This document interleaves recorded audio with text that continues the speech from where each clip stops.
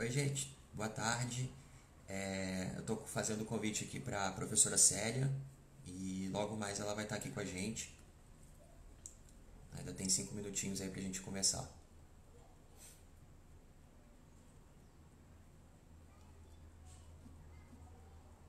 Então,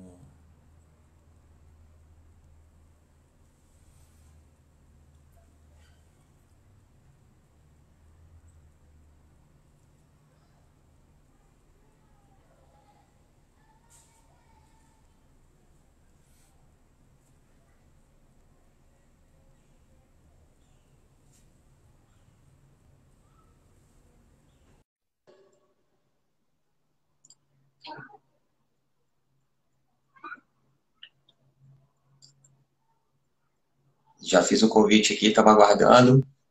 Logo mais aqui a gente vai começar a nossa live. Oi, professora Célia, tudo bom? Oi, tudo bom? Joia. Você está me escutando bem? Como é que tá? Eu tô otimamente bem.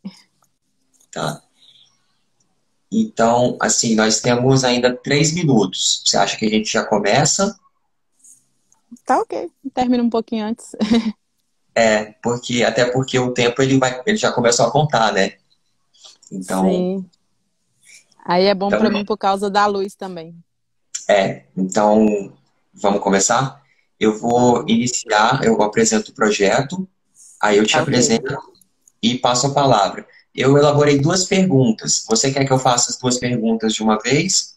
Ou eu faço uma e depois faço outra? Faz uma e depois faz a outra, assim a gente não perde o fio da meada. Tá bom. Então vamos lá, começando. É, Boa tarde para todo mundo que está entrando na sala.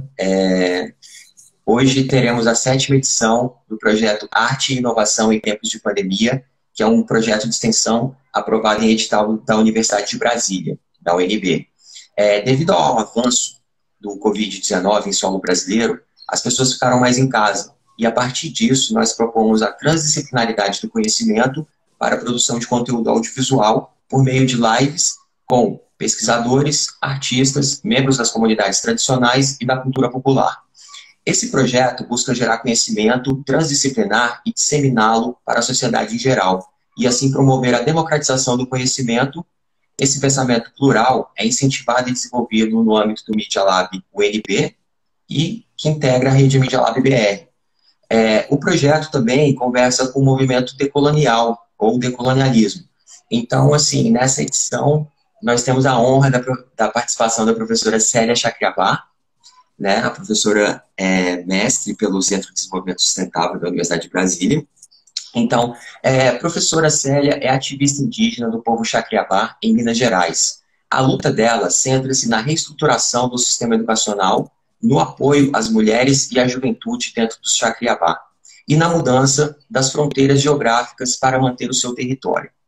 Então, professora, como o nosso tempo é bem corrido, eu já vou iniciar com o primeiro levante para o assunto, para você discorrer. Né? A UNB acabou de aprovar por unanimidade e humanidade cotas para a criação de uma política de afirmação para negros, indígenas e quilombolas na pós-graduação, ou seja, uma continuidade do estudo. Essa é uma luta histórica da universidade idealizada por Darcy Ribeiro e, com certeza, está dentro das perspectivas dos novos desafios para a liderança dos povos indígenas brasileiros, que hoje tem um protagonismo nas lideranças femininas. Né? Gostaria de iniciar a nossa conversa por essa decisão, que é uma política pública, e que nos falasse um pouco da sua experiência em um curso de excelência como o CDS e da sua pesquisa, tanto no mestrado como no doutorado, que agora você está na UFMG, né? Então, assim, poderíamos começar por aí a nossa conversa? Vamos sim. Eu sou Célia Chacriabá, obrigada pelo espaço, Media Lab, UFG, UNB. Estou me sentindo na UNB de novo. Rodolfo. E dizer assim, da importância desse espaço. Acabei de sair de uma live também com nossa grande companheira de muitas lutas, Preta Ferreira, que está ocupando o espaço também das redes sociais de Fábio Assunção. Essa iniciativa muito importante para ecoar as vozes, anunciar, mas sobretudo denunciar. Agradecer aqui às meninas que estão participando. Estou vendo Negra Arte, que também foi companheira de muitas lutas na UNB, no CDS. Vendo aqui também Rubinho, que é um dos meus professores aqui também na UFMG, lá na UFMG. Agradecer por esse espaço. E é bem importante porque é curioso, porque eu aprendi a gostar de Brasília exatamente pelo espaço da UNB. Porque como eu Ah, conhecia Brasília a partir da luta, é um lugar sempre onde nós criamos muita resistência, porque muitas das vezes a gente conhece Brasília a partir do Congresso Nacional, a partir do lugar dos nossos inimigos. E quando eu comecei a ter esse carinho e enxergar Brasília para além da esplanada, foi exatamente quando eu estudei na UNB, porque eu percebi a presença de vários corpos indígenas num lugar que não foi exatamente dado, mas num lugar que foi conquistado. E recentemente, na verdade, Brasília é pioneira também na questão de cotas para indígena, tem uma representatividade de corpos na universidade muito significativa e não somente simbólica. E na UNB, além dos estudantes ocupar o lugar do direito, da medicina, da antropologia, do desenvolvimento sustentável, nós ocupamos, sobretudo, o lugar da luta. Porque é muito importante trazer a presença da luta, porque eu falo que para mim a luta também é epistêmica, porque não existe processo de luta que não gera conhecimento. E a gente fala da importância da universidade como ferramenta de luta, e a gente também fala dos pilares do poder, o poder executivo, legislativo e judiciário, como importante lugar onde se constrói poder, mas eu falo que no momento que nós estamos vivenciando, que emanar a luta como um quarto poder é muito importante. Então, acredito muito na luta como um quarto poder. E, para mim, é muito importante que valorize esse lugar da luta, porque existe, para mim, uma universidade da vida e uma vida na universidade. É muito interessante considerar esses outros lugares também onde pensa o conhecimento. pô, show de bola. É bem interessante essa pegada. Eu até assisti o final da sua live com a Preta, foi bem legal. E você podia falar um pouco mais dessa questão da episteme, né? Porque você até estava falando que, assim, porque, assim, isso é bem do decolonialismo, né? Esse pensamento que você está trazendo. Você podia falar um pouco mais disso? Agradecer os meninos que estão aqui também, ó, Daniel Chacriabá, que também agora é indígena também, que está ocupando espaço, estudante indígena da área de medicina na região sul do Ah, Brasil. Então, vários indígenas ocupando vários lugares também. É importante discutir também sobre esses processos da violência, porque nós falamos muito do genocídio no Brasil, e eu falo que o genocídio é legislado, porque as pessoas quando falam, onde que está havendo genocídio? Eu falo, ó, somente ano passado foram 130 lideranças indígenas assassinadas. Se isso não é genocídio, o que que é? Então eu digo que nós, povos indígenas, sempre morremos por vírus, o vírus sistemático e por câncer, porque esse câncer também desse processo colonial que foi herança também do processo da invasão do Brasil.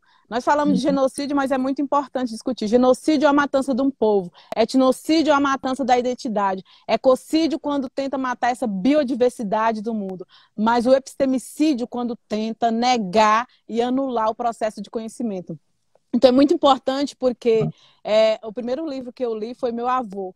Então, o conhecimento que passa a partir da ciência do território, ele vem em outra dimensão também que a gente não pode perder de vista, porque certamente a caneta é uma importante ferramenta de luta, mas a ciência que emana do território também nos ensina muito também. Antes de aprender a fazer literatura, nós sempre fazemos luta-leitura. Então, quando eu fui professora aqui no território Chacriabá, por exemplo, que eu aprendi a fazer esteira no processo, na área de retomada, eu só fui lembrar que eu sabia fazer esteira quando tinha passado um mês, porque muito mais importante do que o produto, do que o objeto, na verdade é o processo. E no processo de fazer esteira, eu aprendi sobre todas as coisas da área do direito que eu esqueci que eu tinha aprendido a fazer tal produto, porque para mim não é só produto, é um processo do conhecimento que é tecido junto com aquilo que a gente está fazendo. E nesse sentido, é muito importante pensar em outros lugares também do conhecimento. Meu avô também está aqui dentro de casa, e ele fala que para nós indígenas é importante adquirir a inteligência, mas não perder de vista a sabedoria. E no mestrado eu discuti sobre o barro, genipapo e o giz, que era exatamente essa discussão do barro que era antes da educação escolar indígena, já existia educação indígena. E como que nós aprendíamos por esse barro? Porque no processo violento da história, que nós, povos Chacriabá, foi impedido de usar a pintura corporal, as mulheres guardou as pinturas corporais exatamente nessa cerâmica. E depois, mais tarde, quando pensou que tinha perdido essas pinturas corporais, nós reativamos toda essa memória, porque certamente o barro também escrevia de uma outra forma. Quando nós pintamos nosso corpo, nós estamos não apenas escrevendo, mas inscrevendo conhecimento. Então, antes de aprender a fazer o X, que é o começo da letra do Chacriabá, eu aprendi foi o X, que era o significado, o X da setinha, que era a união, o povo caminhando para um só lugar, que era o X da pintura corporal. Então, quando eu discuti o barro, eu estava discutindo que nós aprendi antes da presença da escola, nós aprendi antes da presença da caneta. E depois o genipapo, é exatamente dizendo que antes de escrever na folha, eu aprendi a escrever no corpo. E é muito importante essa forma de aprender a escrever no corpo, porque a gente também faz outras leituras do pensamento. Através das pinturas que estavam nas cavernas, através das pinturas rupestres, eu transferi ela para o corpo. E o giz, porque ao invés de usar o termo da antropologia, que é reapropriação da educação, eu falava, eu não quero usar essa palavra, eu quero usar amansamento, porque a escola ela chega no território também como uma arma violenta para nós povos indígenas tentando colonizar, e eu falo que o Chacriabá o que fez, os povos indígenas de Minas Gerais o que fez, foi amansar essa escola ao nosso favor. E aí eu não entendia muito quando a liderança falava que a escola ajuda a demarcar território. Mas, na verdade, a escola ajuda a demarcar território pensando nessa educação territorializada. Então, eu discuti sobre o barro, o genipapo e o giz no fazer epistemológico de uma Chacriabá por uma educação territorializada.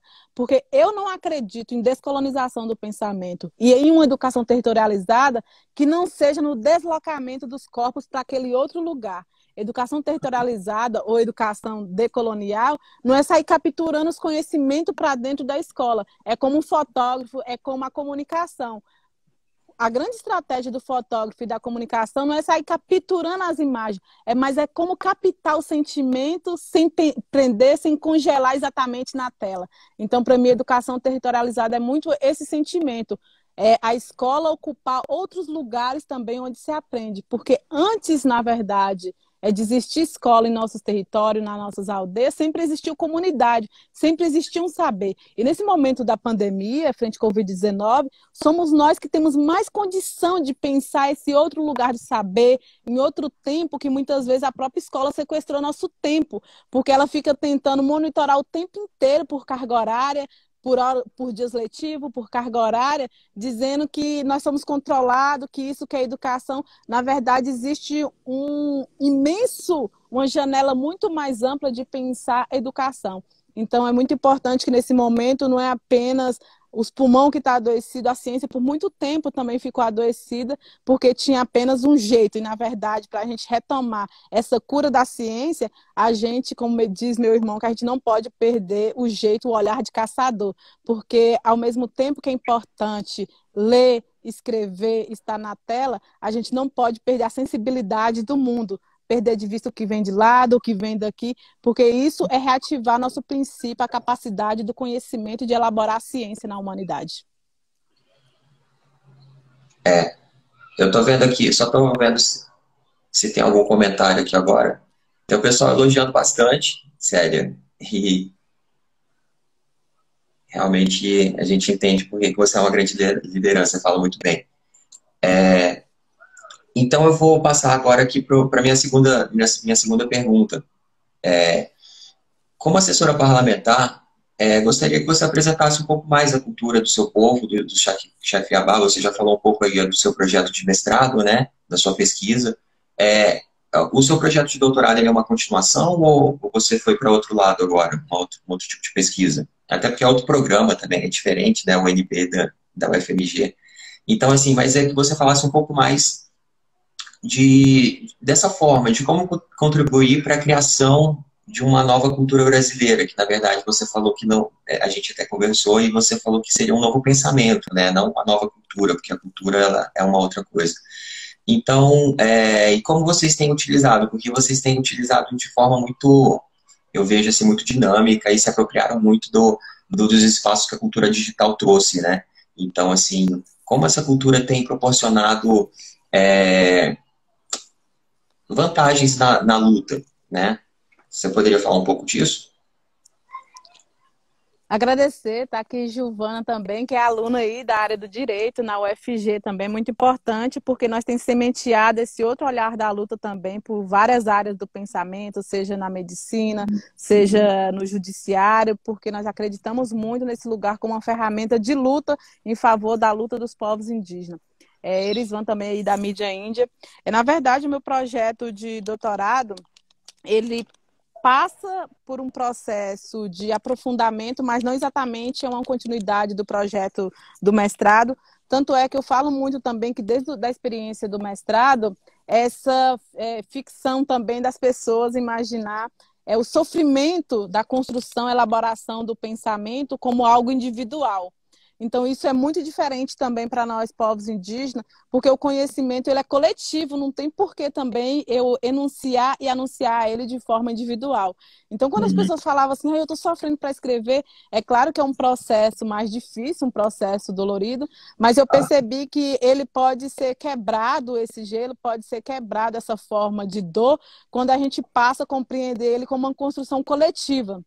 Por isso que eu trabalhei muito, eu não trabalhei exatamente com entrevista, eu falo que é entre as vistas daquilo que se pode rever e revisitar, então eu trabalhei com reativação da memória por meio de oficina, e quando eu trabalhei com reativação da memória, foi bem importante porque vários professores Chacriabá, quando escutavam os mais velhos falando, por exemplo, de uma prática que eles viram aqui no Chacriabá sendo feita na década de 60 e 70, que era o Ilutá das Mulheres Chacriabá, que tingia as roupas com barro preto, e por isso que minha aldeia chama assim. Aí muita gente falava, gente, eu nunca ouvi falar isso. Aí a outra pessoa falou, não, eu já vi. Na verdade, estava aqui guardado do lado de dentro. Então a gente percebe que a maioria dos conhecimentos, ele não é esquecido, ele é adormecido. E por isso que é muito importante reativa a ação da memória e pensando mais essa produção do conhecimento coletivo. Agora eu estou trabalhando mais fortalecendo as epistemologias nativas por meio das vozes indígenas na universidade. E a principal pergunta que me leva para esse caminho, que não é exatamente de investigação, mas de convivência e de questionamento, a pergunta é se quando entra nossos corpos na universidade, se tem considerado nossas ideias. Porque muitas das vezes as pessoas falam da ausência dos povos indígenas, sobretudo no mundo da escrita, e não considera, na verdade, quando tem autores indígenas. Então, no próprio ementa, por exemplo, do curso, quando a gente vê nossos professores apresentando, para falar da questão indígena, apresenta uma gama de autores falando dos povos indígenas, sobretudo num recorte muito de uma região só, da região norte do Brasil. E aí fala, tá faltando alguma coisa? Eu falo, sim, claro que tá faltando autores indígenas. Aí traz alguns autores indígenas, tá faltando alguma coisa? Sim, tá faltando autoras mulheres. Tá faltando alguma coisa? Tá faltando autoras mulheres indígenas da região sudeste, do nordeste, porque foi a primeira área também, a primeira região a sentir os impactos também do processo de invasão do Brasil. Então, é muito importante que nós temos uma tarefa muito grande e exaustiva desse questionamento que as pessoas ficam falando o tempo inteiro, se nós, povos indígenas, somos de verdade. E eu falo que as pessoas que perguntam muito se nós somos de verdade, eles têm ausência de saber de onde vem. Por isso que nós temos um grande respeito na ciência do território, na ciência dos mais velhos, porque um povo, uma sociedade, sem a presença dos mais velhos, elas sabem o endereço, mas elas não sabem a origem, não sabem de onde vem.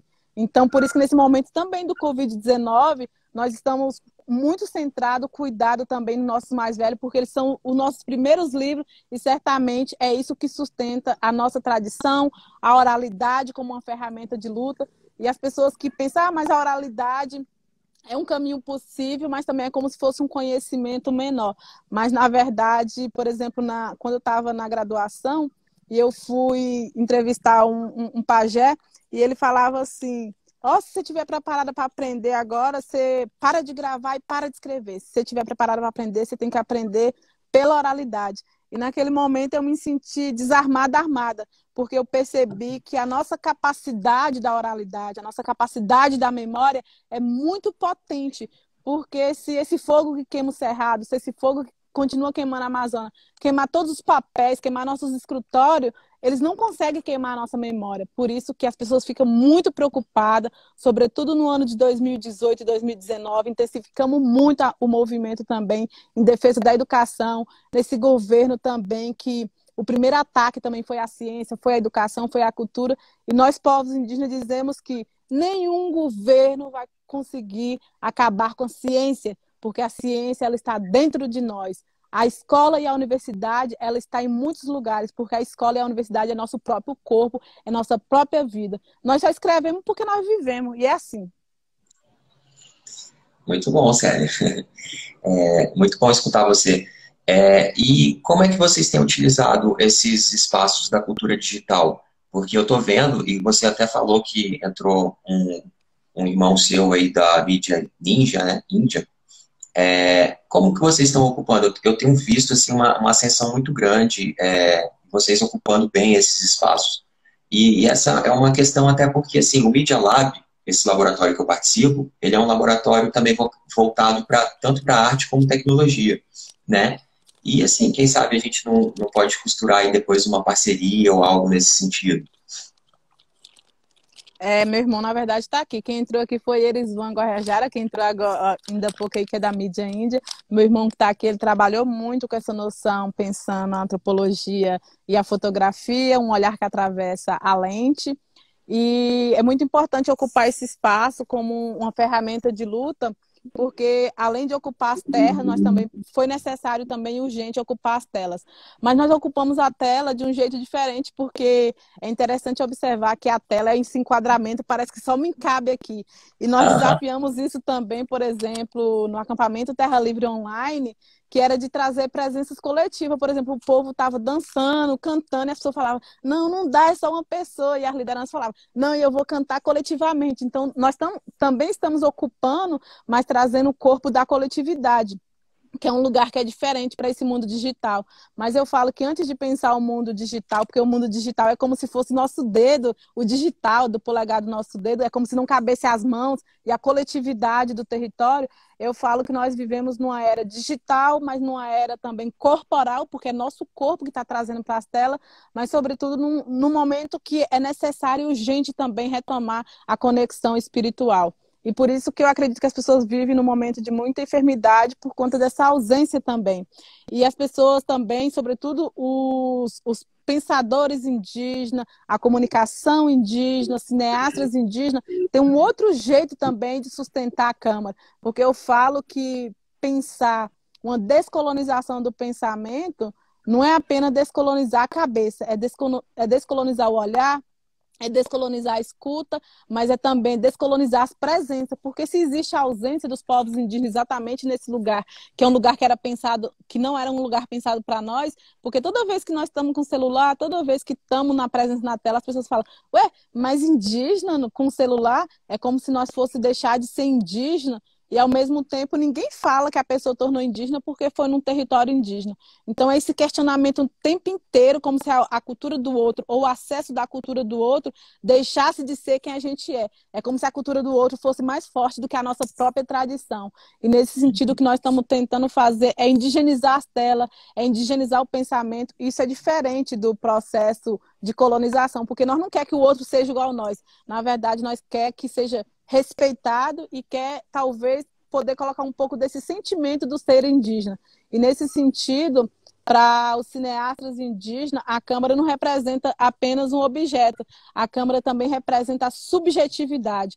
Porque, assim como quando a gente faz uma peça de barro e as pessoas não entendem, eu falo, gente, quando vocês estão levando uma peça de cerâmica do Chacriabá, um pote ou uma panela feito pelos artesãos Chacriabá, vocês não estão levando um objeto, vocês estão levando um pedaço do território. Então as pessoas também, quando estão trabalhando com comunicação, com documentário, com filmes indígenas, quando está trazendo as narrativas dos mais velhos, elas não estão levando apenas a imagem, elas estão levando parte da história, parte da memória e, sobretudo, parte do corpo.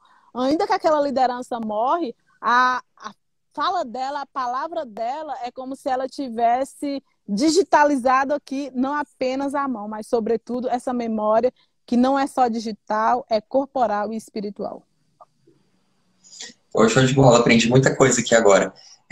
A gente podia falar um pouco mais dessa questão espiritual, porque assim, eu também, como todo mundo aqui, tive um pensamento colonizado, né? Então, assim, as minhas pesquisas, todas as minhas referências, eu estou no doutorado agora também, grande parte foram europeias, eurocêntricas, né? Então, assim, a gente tem uma falta realmente desse conhecimento, né? E eu acho que esse espaço aqui é um espaço interessante para que as pessoas também tenham acesso. Se eu estou na academia e eu sinto falta desse conhecimento, eu acho que grande parte da população também sente falta.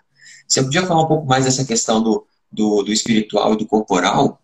Não sei se vai fugir muito do nosso tema ou...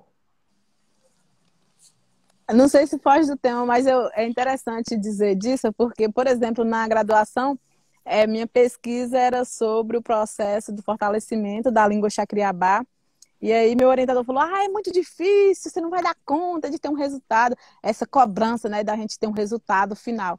Sendo que no processo da graduação eu descobri que nós somos como cerâmica. Uns vão aguentar o fogo mais lento, outros vão aguentar um fogo com velocidade maior, uns vão quebrar no meio do caminho, mas não importa. O importante é que cada um sabe ser cerâmica diferente do outro. E é isso que faz a diversidade. Mas aí depois de ficar muito frustrada, aí eu acabei fazendo sobre pintura corporal. E isso foi muito motivado porque tinha um pajé guarani que sempre ia na UFMG e falava: você tem um jeito diferente de colocar pintura no corpo. Eu falava: esse pajé ele deve estar viajando. Mas depois de muito tempo eu compreendi. E quando eu fui pesquisar sobre pintura corporal e espiritualidade, e aí eu trabalhei, na verdade, com 3 pessoas mais velhas aqui do território Chacriabá. E foi um momento muito importante, porque, na verdade, quando eu fui apresentar meu trabalho, a professora falava assim, me explica melhor o que é espiritualidade. E eu falava, é o conjunto de toda a ciência. Me diga o que é o conjunto de toda a ciência. E eu falava, é a relação com o segredo, e o segredo é sagrado, assim como o sagrado é segredo.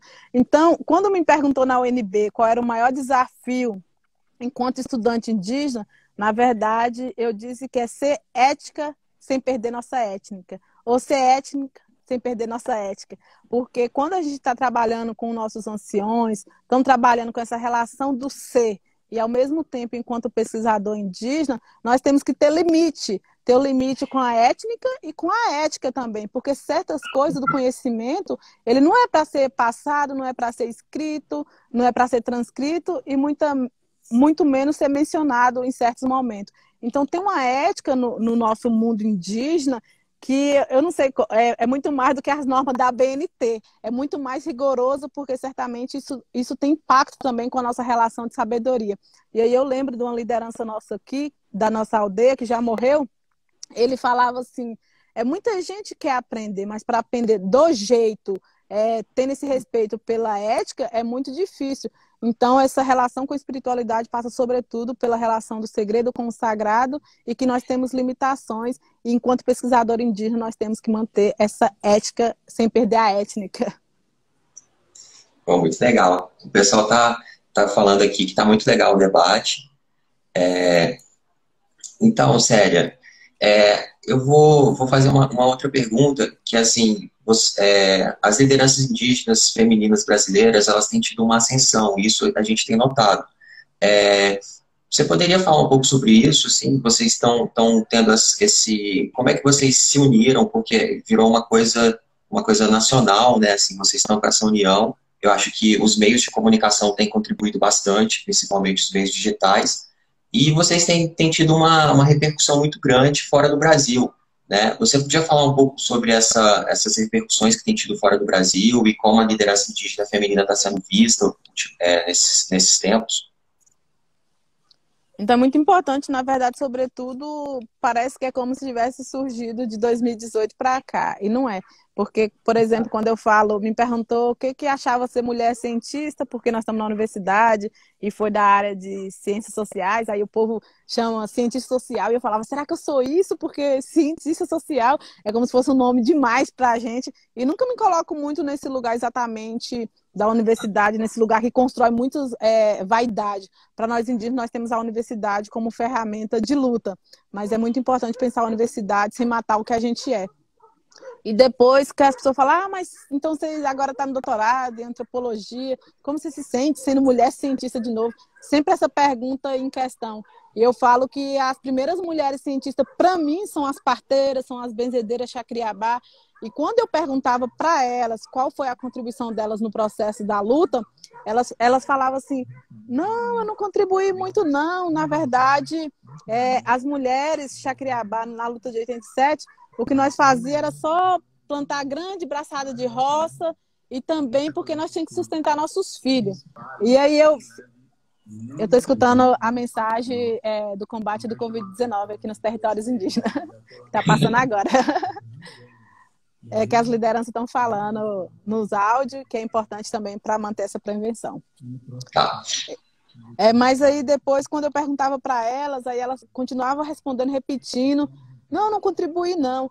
E aí, na verdade, quando elas falavam que abria grande braçada de roça, na verdade, e pilava comida para dar de comer aos filhos, o pilão não era exatamente o pilão que pilava a comida. As mulheres foram e continuam sendo um importante pilar da cultura. Então, nós mulheres indígenas que temos oportunidade de ocupar, por exemplo, as companheiras aqui, Giovana, que está estudando também na área do direito, na UFG, existe uma importância, uma contribuição para a luta, mas nós não somos mais importantes porque seguramos a mão na caneta. As mulheres que sustentam a mão no maracá continuam sendo muito importantes para o pilar da cultura. As mulheres que continuam sustentando a roça também é muito importante para o pilar da cultura. As mulheres parteiras continuam sendo um pilar muito importante para a cultura. Então, essa luta ela não começa agora. Mas é muito importante dizer que 2019 foi um ano de muita evidência, porque nós falamos que o século XXI é de muitas outras coisas. E o século XXI é da luta das mulheres, mas é sobretudo das mulheres indígenas. E 2018 isso vem com muita força, porque eu tenho dito que a primeira pessoa que o governo Bolsonaro atacou foi uma mulher. E as pessoas perguntam, mas quem foi essa pessoa, essa mulher? Eu falo, foi a terra. E quando ataca a terra, atinge todos os úteros das mulheres indígenas. E por isso que nós levantamos com força. Porque eu falo que quem tem território tem lugar para onde voltar. Quem tem lugar para onde voltar tem colo, tem mãe e tem cura. Então, todas as vezes as pessoas que vão aí falam assim, onde está localizado o território Chacriabá?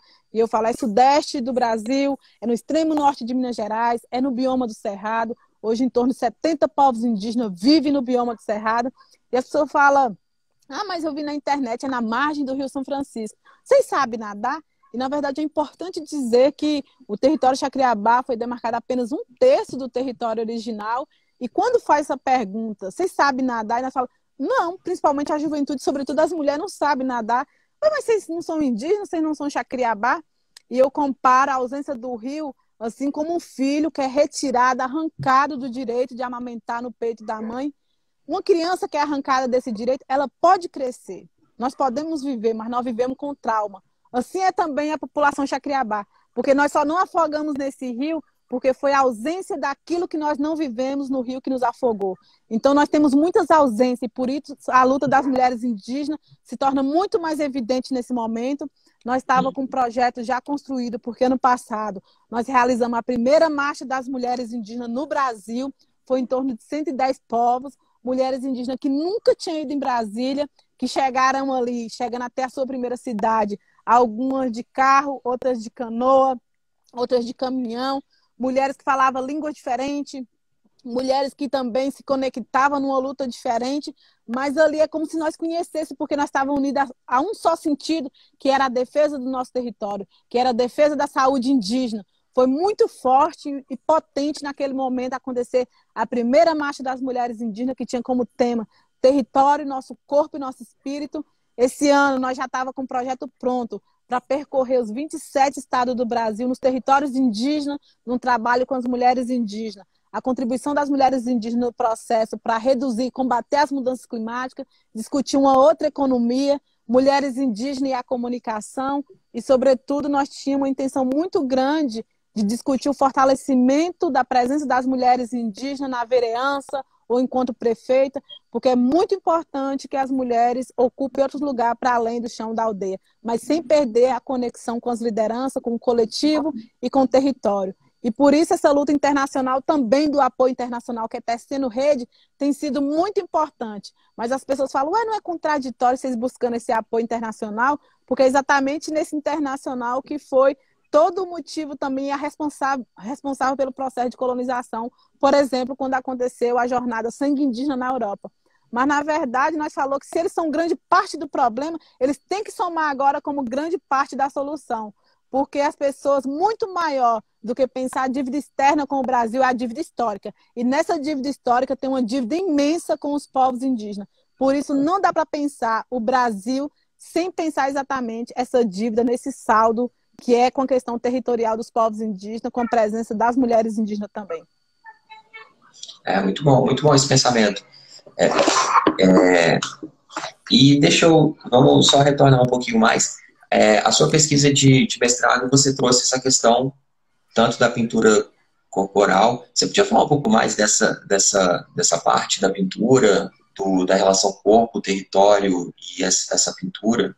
Se a gente consegue, você poderia falar um pouco mais para a gente sobre isso? Na verdade, sobre pintura corporal e espiritualidade, foi na graduação que eu pesquisei sobre pintura corporal e espiritualidade. E eu falo que não existe pintura sem ritual e nem ritual sem pintura. No doutorado, eu fiz um capítulo dedicado sobre trajetória, mas foi muito instigado pela minha orientadora, que também é da área de História e da UNB, no CDS. E ela falava, Celinha, vamos trazer um pouco da sua trajetória. E nós, indígenas, temos muita dificuldade de falar da nossa trajetória, porque não é a gente sozinha, é no coletivo. Então, toda vez que eu começava a contar a história, eu falava, mas você está contando a história dos outros, não é a sua. E é muito importante esse sentimento que não separa do coletivo para pensar exatamente esse lugar do individual. Para nós, as coisas não acontecem separadas. E aí foi quando eu falei para ela que eu queria falar não exatamente sobre trajetória, eu queria falar sobre trajes de história. Porque sempre que vai ver um indígena, fica pensando uma imagem preconcebida de uma vestimenta. Ah, se é indígena tem que vestir assim, tem que pintar assim. E, na verdade, não considera o processo histórico de violência, de um investimento também que foi imposto. Existia um processo de extermínio linguístico, ninguém fala disso, por exemplo. Existia um processo também de supremacia branca e ninguém fala disso. E aí, para mim, pensar atrás de história, é importante pensar nessas trágicas histórias que tornou a nossa história ultrajante. Então, eu falo a partir das pinturas corporais, porque para as pessoas, elas sentem mais bonita, bem vestida, quando elas estão com a melhor roupa. Nós sentimos que estamos conectados exatamente quando nós estamos com nossas pinturas corporais. E as pinturas corporais também são código de comunicação, porque quando a gente vê um povo indígena, a gente fala, aquele ali é Pataxó, aquele ali é Caiapó. Existe um código de comunicação também nas pinturas corporais e uma intenção, porque quando demarca um território e que ali encontra também potes, panelas, urnas enterradas, com algumas pinturas também, nesse processo dos objetos, mas também que existe uma presença muito forte da subjetividade, na verdade, existe uma intencionalidade de nossos antepassados, uma intencionalidade dessa memória ancestral. É tão rico essa forma de escrever, que certamente o território ele passa a ser reconhecido como parte de um direito exatamente por conta dessas marcas também que é guardada das pinturas corporais nos potes.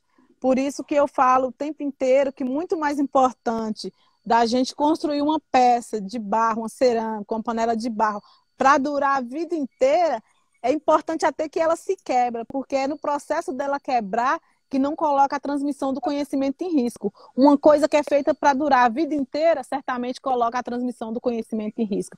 Por isso que as casas que duram a vida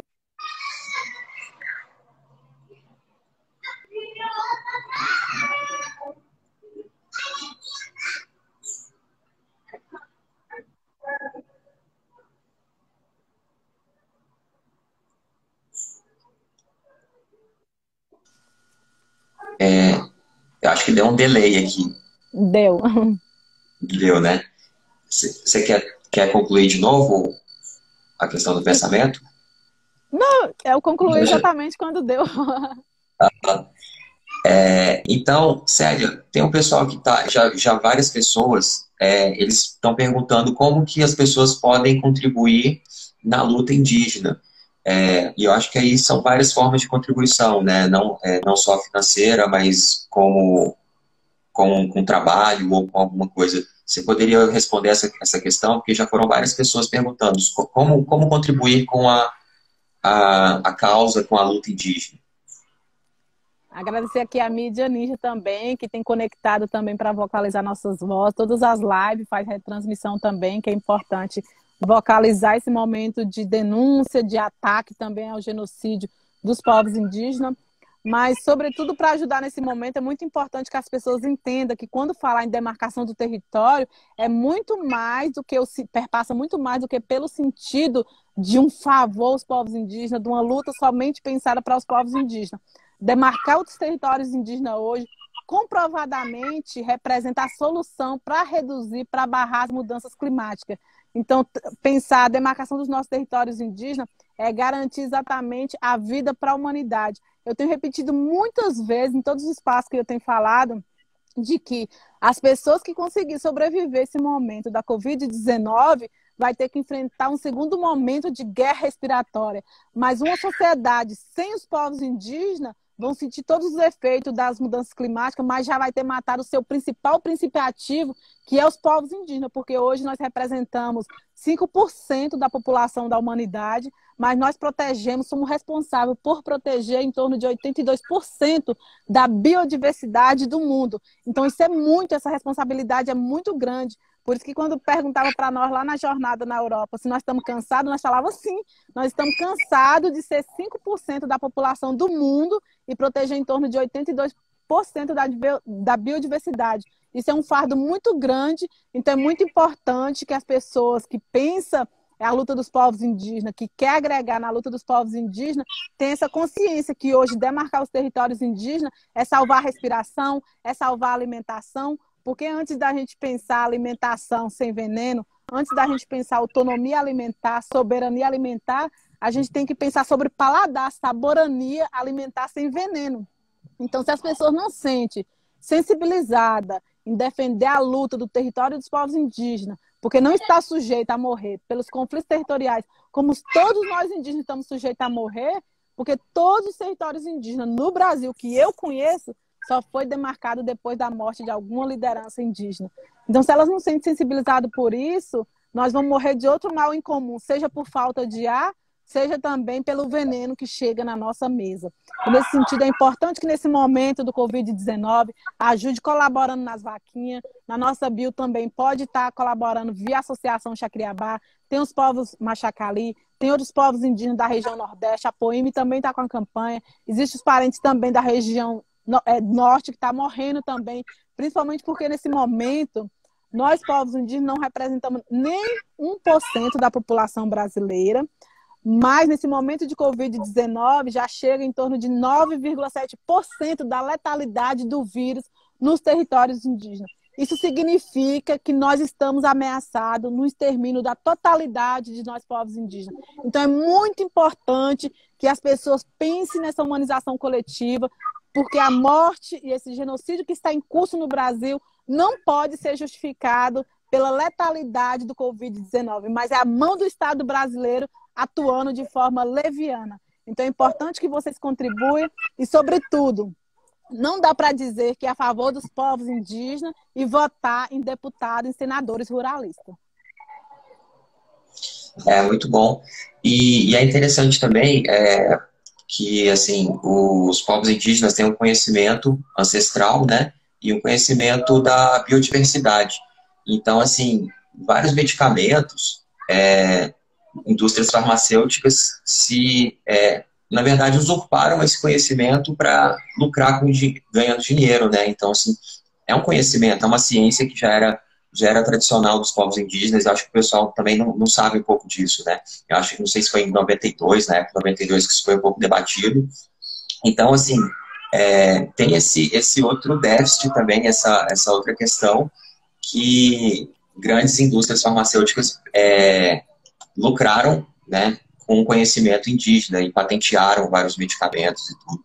Então, acho que é interessante também que a população tenha um pouco mais essa noção, né, de que a ciência, e acho que na academia também as pessoas têm que ter um pouco mais noção de que a ciência também é feita fora da academia.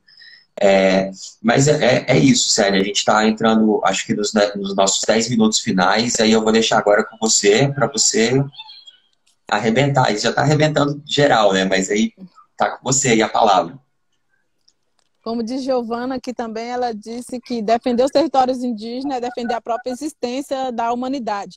E é muito importante pensar o conhecimento tradicional como um caminho também para pensar a cura da humanidade, porque eu tenho falado que nesse momento do Covid-19, não é apenas o princípio ativo que vai ser pesquisado, exatamente testado na ciência do laboratório que vai curar esse momento que nós estamos vivenciando. Certamente a cura da humanidade está no reativar de um princípio de humanidade. As pessoas têm perguntado se nós estamos com medo de morrer. E eu falo, quem diz que nós não estamos morrendo a cada dia que esse nosso direito é arrancado, é amputado e é, sobretudo, sequestrado? Porque tenta sequestrar nosso conhecimento para dizer depois que nosso conhecimento é menor. Tenta, na verdade, pegar exatamente nosso princípio ativo para depois dizer que o conhecimento indígena ele não é exatamente tão potente como a ciência feita no laboratório. E por isso que eu falo que nesse momento também de ataque à cultura, eu falo que nem exatamente um governo vai conseguir acabar com o ministro da cultura, porque, na verdade, o Ministério da Cultura ele está dentro de nós, a ciência está dentro de nós. Nós precisamos reativar essa nossa capacidade de fazer ciência, porque certamente não existe bula pronta, não existe receita pronta. Está exatamente na nossa capacidade de construir outra chegança. Mas a cura para a humanidade, ela também não está somente no futuro. As pessoas sempre ficam com ansiedade de viver o futuro. E sempre repetindo essa palavra negativa que é do retrocesso.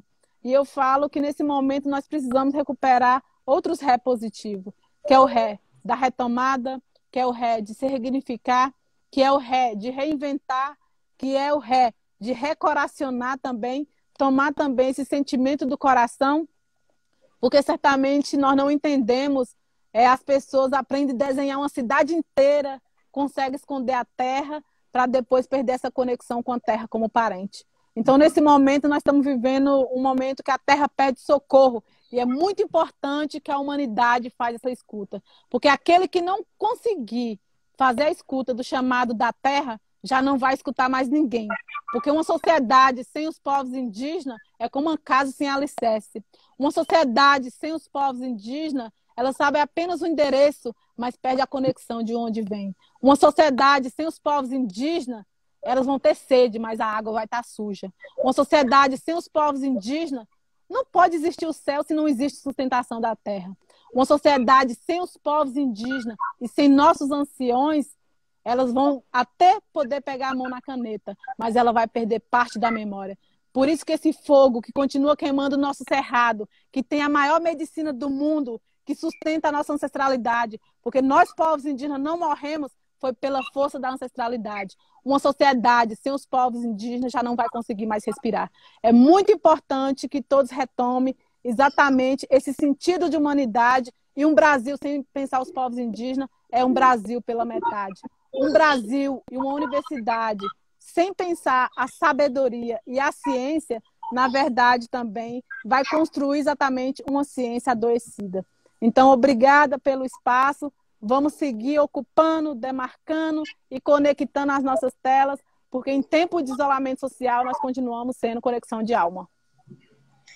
Ô, Célia, foi uma aula fantástica aqui. Todo mundo gostou bastante, todo mundo elogiou bastante aqui.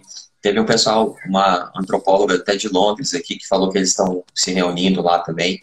Então, assim, agradeço, Célia, em nome do Media Lab BR, que integra, que tem como integrante o Media Lab UNB, o Media Lab UFG, o Media Lab AMB Morumbi de São Paulo, PUC Campinas e Unifespa do Pará.